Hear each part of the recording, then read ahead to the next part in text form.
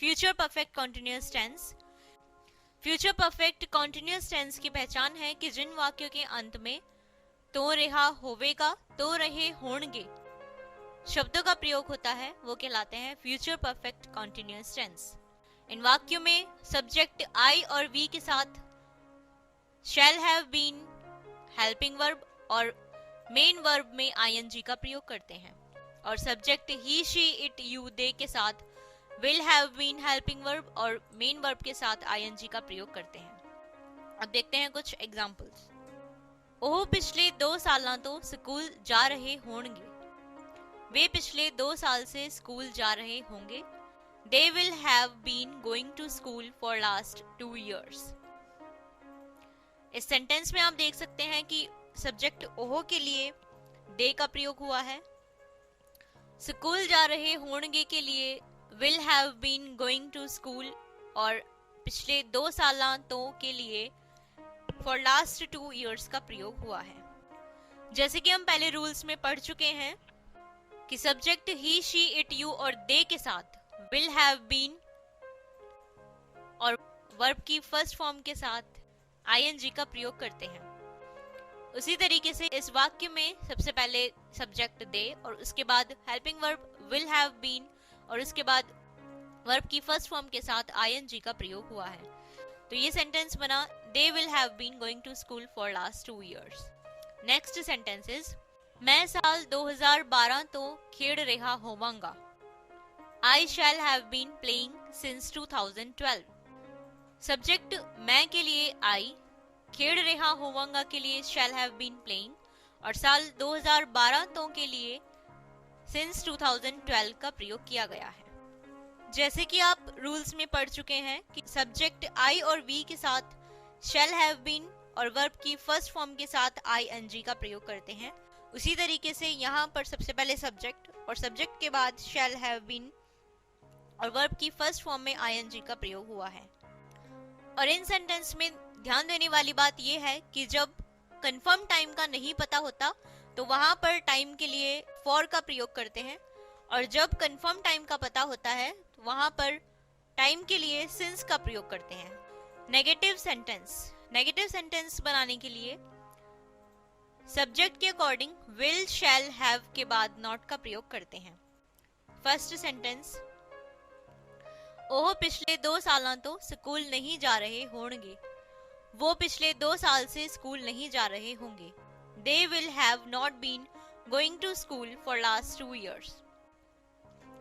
यहाँ आप देख सकते हैं सबसे पहले सब्जेक्ट दे, फिर हेल्पिंग वर्ब will have और will have के बाद not का प्रयोग किया गया है और not के बाद been और फिर वर्ब की फर्स्ट फॉर्म के साथ ing का प्रयोग हुआ है। तो ये सेंटेंस बना they will have not been going to school for last 2 years. Next sentence is मैं साल 2012 तो नहीं खेल रहा होवांगा।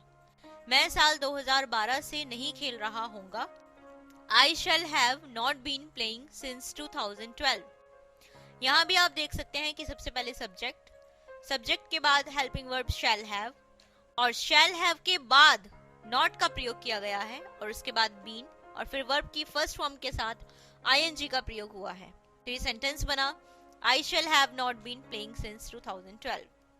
तो इन दोनों सेंटेंस से आप समझ गए होंगे कि फ्यूचर परफेक्ट कॉन्टिन्यूअस टेंस में नेगेटिव सेंटेंस बनाने के लिए सब्जेक्ट के अकॉर्डिंग विल, शैल, हैव के बाद नॉट का प्रयोग करते हैं। अब देखते हैं इंटेरोगेटिव सेंटेंस। इंटेरोगेटिव सेंटेंस बनाने के लिए विल और शैल का प्रयोग सब्जेक्ट के अकॉर्डिंग सब्जेक्ट से पहले करते हैं। देखते हैं एग्जाम्पल।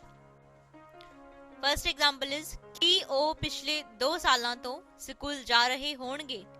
क्या वे पिछले 2 साल से स्कूल जा रहे होंगे? Will they have been going to school for last 2 years? यहाँ आप देख सकते हैं कि सब्जेक्ट से पहले will का प्रयोग किया गया है और will के बाद सब्जेक्ट और उसके बाद have been और उसके बाद वर्ब की फर्स्ट फॉर्म के साथ ing का प्रयोग हुआ है। जैसे कि ये सेंटेंस बना will they have been going to school for last 2 years. Next sentence is कि मैं साल 2012 तो खेड़ रहा होवांगा। क्या मैं साल 2012 से खेल रहा हूँगा? Shall I have been playing since 2012? यहाँ भी आप देख सकते हैं कि सबसे पहले shall, उसके बाद सब्जेक्ट और फिर have been और फिर वर्ब की फर्स्ट फॉर्म के साथ ing का प्रयोग हुआ है। तो इन सभी एग्जाम्पल से आप समझ गए होंगे कि फ्यूचर परफेक्ट कॉन्टिन्यूअस टेंस में तो रहा होवेगा और तो रहे होंगे शब्दों का प्रयोग होता है, और इन वाक्यों में आई और वी सब्जेक्ट के साथ शैल हैव बीन और वर्ब की फर्स्ट फॉर्म के साथ आईएनजी का प्रयोग करते हैं, और subject he she it you they के साथ विल हैव बीन और वर्ब की फर्स्ट फॉर्म के साथ आईएनजी का प्रयोग करते हैं। और नेगेटिव सेंटेंस में विल शैल हैव सब्जेक्ट के अकॉर्डिंग विल शैल हैव के बाद नॉट का प्रयोग करते हैं, और इंटरोगेटिव सेंटेंस में विल शैल का प्रयोग सब्जेक्ट के अकॉर्डिंग सब्जेक्ट से पहले करते हैं। तो इसी तरीके से कम 20-20 वाक्य आप अपनी प्रैक्टिस बुक में बनाइए, जिससे कि आपकी फ्यूचर परफेक्ट कंटीन्यूअस टेंस बनाने की अच्छी प्रैक्टिस हो जाएगी। अब हम आपको दिखा रहे हैं कुछ वर्ब्स। इन वर्ब्स को सबसे पहले आपको याद करना है और इनकी मदद से आपको फ्यूचर परफेक्ट कंटीन्यूअस टेंस बनाने हैं। इन वर्ब्स को याद करने से आपकी नॉलेज बढ़ेगी और साथ ही साथ आप फ्यूचर परफेक्ट कंटीन्यूअस टेंस अच्छे तरीके से बनाना सीख जाएंगे। तो ये थे फ्यूचर परफेक्ट कंटीन्यूअस टेंस।